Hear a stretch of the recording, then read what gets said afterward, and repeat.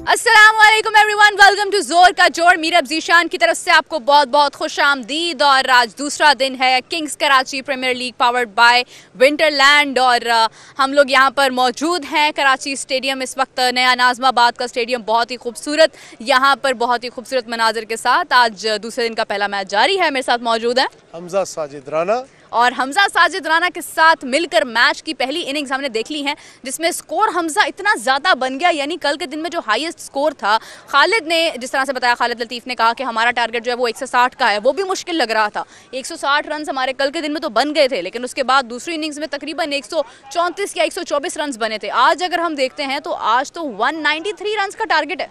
बिल्कुल मीरब, मेरे लिए बड़ा सरप्राइजिंग एलिमेंट है। जैसा कल मैं आपसे बात कर रहा था कि मुझे लग रहा था कि यहाँ पे ज़्यादा स्कोर्स नहीं बन पाएंगे, लेकिन आज नियर बाय 200 टारगेट जाना और साथ साथ जिस तरह लियारी ईगल्स ने बॉलिंग तो अच्छी की है, लेकिन आज हमें बड़े शॉट्स बहुत ज़्यादा देखने को मिले हैं। ग्राउंड के चारों अतराफ में बहुत लंबे लंबे शॉट्स गए हैं, कई तो ग्राउंड से बाहर गए। तो ये इससे लग रहा है कि इस खेल में है ना अब एक स्पाइस अप एलिमेंट आ रहा है। बिल्कुल ऐसे ही है, और क्योंकि दूसरा दिन है थोड़ी सी एसोसिएशन भी हो जाती है। अब अगरचे आज देखा जाए तो ये नॉर्थ हॉक्स और दूसरी जानिब लियारी ईगल्स के दरमियान मैच था। नॉर्थ हॉक्स पहले टॉस जीतकर बैटिंग का फैसला उन्होंने किया है और उनके लिए तो आज का दिन भी एक तरह से डे 1 है, क्योंकि उनसे पहले उनकी इस पिच के ऊपर जो है वो कोई ऐसी एसोसिएशन नहीं थी इसके साथ। लेकिन फिर भी एक अच्छी बात यह है कि उन्होंने आते ही जिस तरह से मैदान के ऊपर कब्जा किया तो ऐसा ही लग रहा था जैसे पिच बनाने के दौरान यही सब आसपास थे। नहीं, जिस तरह उन्होंने स्टार्टअप किया और जिस तरह मिड ऑफ द मैच हमें लग रहा था कि शायद स्कोर कहीं जहाँ टीम डगमगा रही है, लेकिन बड़ा अच्छा संभाला मिडल ऑर्डर ने भी और एंड तक बैट्समैन ने बड़े शॉट्स खेले और ज़्यादा फोकस उनका ये था कि वो मैक्सिमम तक जाएं। और मुझे ऐसे लगता है कि जो लियारी ईगल्स है उसके लिए इतना आसान नहीं होगा इसको चेज करना, क्योंकि 120 बॉल्स के ऊपर 194 का target, it's not an easy task. लेकिन हमजा, मैं अपने ऑडियंस को एक बात बताना चाहती हूँ। सबसे पहले तो ये है कि आप लोग समा स्पोर्ट्स डिजिटल के ऊपर इसकी लाइव स्ट्रीमिंग मैच की देख रहे होंगे और आप देख सकते हैं, लेकिन इसमें इंटरेस्टिंग फैक्टर ये है जो सुनने के बाद डेफिनेटली तमाम लोगों की नज़रें जो है वो अब जुड़ जाएंगी स्क्रीन के साथ, और वो ये है कि उमर अकमल खेल रहे हैं लियारी ईगल्स से। और मेरे ख्याल से उमर अकमल यहाँ पर हैं तो जनाब ये 192 का जो स्कोर है, जो कि उनको 1 रन ऊपर करके स्कोर को बीट करना है, चेस करना है, वो अकेले ही कर जाएंगे। अच्छा मेरे इसमें ना सबसे बड़ा जो अच्छा एलिमेंट है KPL के अंदर के जो सीनियर प्लेयर्स हैं ना, जैसे कल भी हमने बात की कि खालिद लतीफ़ है, सुहेल तनवीर है, सुहेल खान से तो आपका इंटरव्यू भी हुआ, तो वो इन लोगों के आने से ना जो नया टैलेंट है उसको एक बकअप, एक जैसे कहते हैं ना एक पुश फॉरवर्ड मिलता है कि अगर ये लोग हमारे साथ खेलेंगे, इंटरनेशनल प्लेयर्स हैं, उनकी एक फैन फॉलोइंग है, उनके पीछे एक पूरी हिस्ट्री है, तो उसको देखते हुए ना एक लेगेसी को आप प्रमोट होते भी देखते हैं और ये जो नया टैलेंट है ना उस लेगेसी के पीछे चल के चाहते हैं हम भी इस तरह के बने, तो ये एक अच्छी खुशाइंद बात है, होनी भी चाहिए। देखें अब लीग्स का एक बहुत इंपॉर्टेंट किरदार होता है खिलाड़ियों को ट्रेन करने में, उनको ग्रूम करने में, उनको बनाने में, निखारने में। एक अच्छी बात ये भी है कि अगर हम बात करें तो PSL की जो लीग्स हैं उनके हवाले से भी लोग यहाँ पर मौजूद हैं, मैनेजर्स मौजूद हैं डिफरेंट टीम्स के, वो भी इसी नज़र के साथ यहाँ पर बैठे हैं कि वो शायद यहाँ से कोई टैलेंट निकाल कर आगे PSL में शामिल कर सकें। बहुत से खिलाड़ी जो हैं वो अगर हम बात करें साइम अयूब की, साउद शकील की, सरफराज अहमद की, तो ये तमाम प्लेयर्स ऐसे हैं जो इन्हीं प्लेटफॉर्म से आगे आए हैं। ख्वाजा नाफे एक बहुत बड़ा नाम है जो अगर हम देखें तो बहुत ही एक अर्ली स्टेज से जो है वो सडनली आंखों के सामने मंजर आम पर आए और उनको मौका मिला और आज एक बड़ी सतह में लोग जो है वो उनको जानते हैं। मेरे अगर आप देखें इस तरह की जो लीग्स है ना, ये इनका जो मेन पर्पस है वो टैलेंट हंट है। मतलब अगर जो स्ट्रीट लेवल या ग्रास रूट लेवल के जो बच्चे हैं जिनको मतलब मौके नहीं मिल रहे, तो इस तरह की जो लीग्स हैं ये एक ना न्यू ब्लड को ना एंट्री देती हैं आपकी मेन स्ट्रीम जो क्रिकेट है उसके अंदर, और उससे हमें फ़ायदा ये होता है कि एक तो हमें बहुत ज़बरदस्त क्रिकेट देखने को मिलती है और दूसरा हमें ये मौका भी मिलता है कि जैसे आगे चैंपियंस ट्रॉफी बिल्कुल करीब है, इन फरवरी और मार्च चैंपियंस ट्रॉफी पाकिस्तान के अंदर उसका मेला सजेगा, तो उसके लिए आपको एक फ्रेश ब्लड लाइन मिलेगी। बिल्कुल सही बात है। और इसी के साथ अगर हम देखते हैं तो मैं सबसे पहले तो जिस तरह से मैंने कल भी इस हवाले से बात की और इससे पहले भी हम ये बात करते आ रहे हैं कि KPL एक ऐसी लीग है, कराची प्रीमियर लीग, जिसका सीज़न 2 है, इससे पहले भी ये हो चुका, लेकिन इस बार क्योंकि हमारी तरफ से एक बहुत ज़्यादा नैरेटिव इस चीज़ का सामने आ रहा है कि कहीं ना कहीं खिलाड़ियों का पूल हमारे पास नहीं है, हमारे पास स्पिनर्स नहीं है, फास्ट बॉलर्स की कमी है, बैट्समैन की कमी है, मिडिल ऑर्डर की कमी है, टेल एंडर की कमी है। लेकिन अगर आप देखते हैं तो जिस तरह से साजिद नुमान ने स्पिनर्स की कमी को बल्कि डोमिनेट कर दिया, उन्होंने अपनी उन पिचेस से, अपनी उन कंडीशन से फ़ायदा उठाया जो कि हम मिस कर रहे थे, और हम कहते थे कि क्यों स्पिन ट्रैक हम नहीं बना सकते हैं। एशिया की वो एक तारीख उन्होंने बरकरार की इतने अरसे के बाद, जो कि स्पिन कभी ना कभी पाकिस्तान का डोमिनेट करता था। उन्होंने उस चीज़ के ऊपर अपना भरपूर अंदाज के अंदर जो है वो एफर्ट करते हुए मैच विन किया अपने मैदानों में बहुत देर के बाद। यही चीज़ फास्ट बॉलर्स के हवाले से है। हमजा, जो टैलेंट हमें नज़र आ रहा है यहाँ पर, उसको देखकर क्या लग रहा है, हम कितना पूल बनाना चाहें तो बना सकते हैं इसी लीग के हवाले से? मीरब, जिस तरह आपने स्पिन की बात की और साजिद नुमान की बात की, पाकिस्तान के पास एक स्पिन की पूरी हिस्ट्री है। सकलैन मुश्ताक, हाँ। मुश्ताक अहमद, दूसरा की जो टेक्निक है वो इन्वेंट ही पाकिस्तान से हुई है। बिल्कुल सही बात है। तो अब तो सईद अजमल ने आगे तो तीसरा भी इंट्रोड्यूस करा दिया था। तो पाकिस्तान के पास स्पिन बॉलिंग में या फास्ट बॉलिंग में कमी कोई नहीं है। कमी सिर्फ यहाँ पे आ जाती है कि जहाँ पे हमारा जो बोर्ड है ना, उसका सिलेक्शन मेरिट अगर किसी तरह प्रॉपर मेरिट को फॉलो करने लग जाए ना, तो मुझे नहीं लगता कि इन लीग्स के ज़रिए इस नेशन के अंदर इतनी जान है और कराची के अंदर इतना टैलेंट है कि वो पूरे पाकिस्तान को वर्ल्ड क्लास क्रिकेटर देने की सलाहियत रखता है। और मोहसिन नकवी साहब बिल्कुल इसी एक निगाह के साथ जो है वो पीसीबी को लेकर चल रहे हैं और खिलाड़ियों को लेकर चल रहे हैं कि उन्होंने मेरिट की जो धज्जियाँ उड़ाई जा रही थी कुछ अर्सा पहले, उसको ठीक करते हुए उन्होंने काफ़ी मुरम्मत की है। काफ़ी सर्जरियों के बाद जाकर इस वक्त हम ये कह सकते हैं कि हाँ, टैलेंट हो तो आप पाकिस्तान की क्रिकेट टीम के अंदर शामिल हो सकते हैं। वरना एक वक्त तो ये था कि बस यही सोचते थे टैलेंट है भी तो क्या फ़र्क पड़ता है, सिफारिश पीछे जो है वो हैवी होनी चाहिए। देखिए, ताल्लुकात मैटर करते हैं, ताल्लुकात पूरी दुनिया में होते हैं और किसी ताल्लुक से आना, लेकिन साथ साथ उस बंदे का डिजर्विंग भी होना बहुत ज़्यादा एलिमेंट है। अब एक बंदे को आता ही कुछ ना हो और आप उसे लाके बिल्कुल कहते हैं ना सफ़े अव्वल का खिलाड़ी बनाना चाहें तो इट्स इम्पॉसिबल।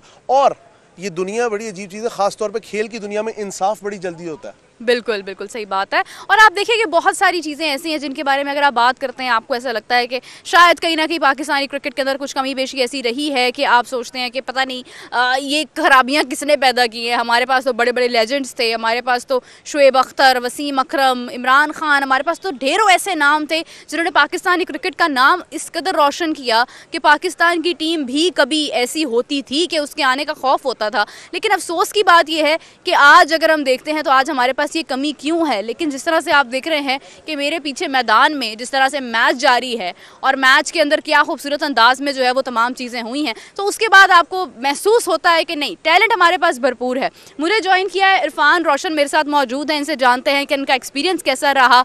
और मौसम भी अच्छा है तो डेफिनेटली खेल के अंदर भी जोशो जुनून तो पैदा हो गया होगा। अस्सलाम वालेकुम, कैसे आप? वालेकुम, अल्लाह का शुक्र। माइक ऊपर कर लीजिए क्योंकि आपकी आवाज़ सुनना चाहती है हमारी ऑडियंस और शायद ठीक से सुन नहीं पाएंगे आपको। तो इरफान साहब ये बताइए सबसे पहले तो कि आज का दिन कैसा रहा, एक्सपीरियंस कैसा रहा, प्रैक्टिस कैसी रही, स्ट्रैटेजी कैसी थी, कैसा माहौल रहा आज? देखिए, बिस्मिल्लाहिर्रहमानिर्रहीम, सबसे पहले तो एक अनफॉर्चुनेट ये हुआ कि हम लोग टॉस हार गए। हाँ। और टॉस के बाद ये है कि थोड़ा सा आज बाउंड्रीज भी जो है वो 60 मीटर की हैं। हाँ। एक एंड जो है वो 65 मीटर। तो जो जहाँ पर आपको पता है बाउंड्रीज छोटी होती हैं, वहाँ पे कोई भी टीम होगी, चाहे बड़ी टीम हो छोटी टीम हो, हर जगह से सिक्सेस लगते रहते हैं। और स्कोर जो है हर मैच में यही एक्सपेक्टेशन है। कल की विकेट थोड़ी डिफरेंट थी, आज की विकेट थोड़ी डिफरेंट है। और इंशाल्लाह हमारी बारी आएगी तो हमारे लड़के इतने केपेबल हैं कि इंशाल्लाह ताला आपको ये टारगेट चेस करके दिखाएंगे। इरफान, टारगेट है वैसे बहुत बड़ा है, कल के दिन में इतना बड़ा टारगेट नहीं बना था, आज के दिन में ये टारगेट बन गया। और अच्छी बात यह है कि मैदान इस तरह का है, पिच ऐसी है कि यहाँ पर बैटिंग को सपोर्ट मिल रही है। देखिए, व्यूअर्स जो है वो यही देखना चाहते हैं कि बस चौके छक्के लगे, बाउंड्रीज लगे। आज के दिन में हमें नज़र आई वो चीज़। और बैड लक ये रही है कि आप उस चीज़ को बहुत ज़्यादा कंट्रोल नहीं कर पाए। शॉट्स बहुत उम्दा अंदाज में थी, लेकिन आपके पास एक बहुत बड़ा नाम है अपनी टीम में जिससे मैं उम्मीद कर सकती हूँ कि 193 शायद वो अकेला ही कर जाए। और वो आप जानते हैं कि उमर अकमल की बात मैं कर रही हूँ। बिल्कुल, देखें, जिसका अच्छा दिन होता है और वो बहुत अच्छा स्कोर कर जाता है। मैंने अपने लड़कों को एक चीज़ समझाई है, मैंने कहा देखें, एक अकेले बंदे पे आपने डिपेंड नहीं करना, हर लड़का खुद जिम्मेदारी लेके खेलेगा। और इंशाल्लाह ताला देखें, हमारे जैसे तकरीबन 7, 8, 9 नंबर तक की हमारे पास बैटिंग है। हाँ। और कंडीशन के ऊपर है, आज पिच बहुत अच्छे तरीके से रोल हुई थी, यही वजह है। बाउंड्री भी छोटी थी, कल थोड़ी बाउंड्री बड़ी थी, इस वजह से थोड़ा आज स्कोर ज़्यादा पड़ गया ना। हम होते तो शायद हम 210-20 भी लगा लेते इस पर। अच्छा, ये जो अब आपने क्लेम किया है कि बाउंड्री छोटी है, इसका जवाब अब आपने देना है। नहीं, इंशाल्लाह, क्योंकि अब आपने भी ड्यू फैक्टर है, कुछ भी हम इंशाल्लाह करके दिखाएंगे। लेकिन जीत और हार जो है ना वो पार्ट ऑफ गेम होता है, आप पार्ट ऑफ लक भी होता है समटाइम्स, भी होता है और टॉस भी पार्ट ऑफ लक होता है। हाँ ये बात तो सही है। वैसे वाकई में जो टीम पहले खेलती वो ज़्यादा रन्स बना सकती थी, लेकिन अच्छी बात यह है कि ज़रूरी नहीं है कि दूसरी इनिंग्स के अंदर जो है वो हार ही हो। हमने चैंपियंस कप देखा, उसमें एक बहुत बड़ा फैक्टर ये था कि पहली टीम जो टॉस जीती थी वो मैच जीतती थी, यही एक फैक्टर नजर आ रहा था। ये ना हो कि केपीएल के अंदर भी कहीं ना कहीं ये चीज़ हो, क्या इस किस्म का खदशा महसूस हो रहा है? बिल्कुल इस तरह का खदशा बिल्कुल महसूस होगा, जाहिर बात है। ये नॉर्मल क्रिकेट नहीं है, ये वो क्रिकेट है स्पाइक्स पहन के खेली जाती है, ज़्यादातर लोग स्पाइक्स यूज़ कर रहे होते हैं। उसके बाद सेकंड इनिंग में थोड़े से पोर्स खुल जाते हैं तो उस पर बैटिंग करना मुश्किल होता है थोड़ा। बिल्कुल सही बात है, ये भी एक फैक्टर है और लेट्स सी कि किस तरह से इसको ओवरकम किया जा सकता है। तो बेसिकली आपको जो इस टाइम चीज़ जो परेशान की है वो ये है कि टॉस आप लोग हार गए। इंशाल्लाह परेशानी तो किसी चीज़ की नहीं है, हमारे पास भी बैटिंग की बहुत अच्छी स्ट्रेंथ बहुत अच्छी स्ट्रेंथ है, नो डाउट। कोई बात नहीं होता, मतलब अगर अप एंड डाउन कुछ होगा तो अगले मैच में और बेटर कमबैक करेंगे। पहला मैच जो है वो थोड़ा सा प्रेशर वाला होता है, तो सीखने को काफ़ी चीज़ें हमें मिलेंगी, तो कोई बात नहीं, अगर है तो शायद हमारे लिए आगे के लिए बहुत अच्छा सफर। इरफान, आपने देखा होगा कि हमारा ऑस्ट्रेलिया टूर, आगे जिम्बाब्वे टूर है, उसमें जिम्बाब्वे टूर में स्पेशली जो है वो हमने नए लोगों को मौका दिया है। इनफैक्ट हमने ऑस्ट्रेलिया टूर में बिल्कुल हमारे पास एक अच्छी खासी एक स्ट्रेंथ है जो कि बिल्कुल नए प्लेयर्स हैं, यंग प्लेयर्स हैं, उनको हमने चांस दिया है और उनका टीम में होना भी इस बात को कहीं ना कहीं हिंट करता है कि हम टैलेंट हंटिंग की तरफ जा रहे हैं, हम लोगों को निकाल रहे हैं और मौका भी दे रहे हैं। तो ऑस्ट्रेलिया टूर के हवाले से जो नए लोगों की शमूलियत है, क्या महसूस कर रहे हैं ऑस्ट्रेलिया टूर में? क्या कोई हम हिस्ट्री कायम कर सकते हैं इस बार? देखें, बिल्कुल हम कायम कर सकते हैं। जैसे हमने अभी टेस्ट मैचेस में हमारा बैड लक चल रहा था और माशाल्लाह हम लोगों ने टेस्ट सीरीज़ जीत ली, वो भी एक बहुत बड़ी टीम के अगेंस्ट। तो ये आप समझ लें कि चेंजेस करने के बाद ही, क्योंकि हमारे मुल्क में देखिए टैलेंट की कमी नहीं है।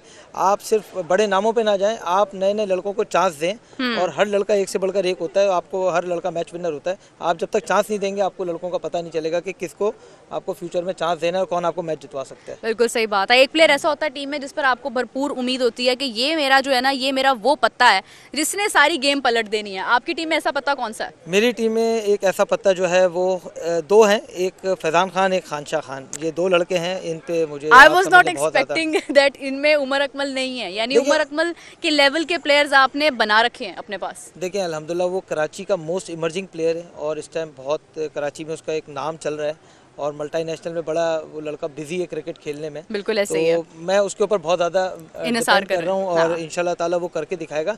उमर अकमल तो जाहिर बात इतना बड़ा नाम है तो हमें उनके बारे में डिस्कस करना फ़ायदा नहीं है, उनका दिन होगा तो डेफिनेटली वो चेज़ करके दिखाएंगे। बिल्कुल सही बात है, बहुत शुक्रिया आपका, थैंक यू सो मच। और जैसा इन्होंने कहा कि इनके पास एक नया टैलेंट है, नए नाम इन्होंने लिए हैं, जो कि मुझे सुनकर बहुत खुशी हुई है कि ऐसा नहीं होता हमेशा से कि आपके पास जो बड़ा नाम हो वही कुछ ना कुछ करके दिखा सकता है। उम्मीद तो उन पर होती है जिनको आपने बनाया होता है। हाथों से लगाए हुए पौधे ही जब उगते हैं तो आपको उनको देखकर बहुत अच्छा लगता है। और अगर हम देखते हैं तो उमर अकमल का इसके अंदर होना तो एक बहुत ही प्लस पॉइंट है डेफिनेटली। लेकिन इसी के साथ अभी कुछ ही देर के अंदर जो है वो आगे मजीद सिचुएशन क्लियर हो जाएगी कि जो नाम इन्होंने लिए हैं वो किस हद तक मौसर साबित हो सकते हैं। तो अभी के लिए मुझे इजाज़त दीजिए, मैं आपको ज्वाइन करती हूँ कुछ ही देर के बाद। तब तक के लिए टेक केयर, बाय बाय।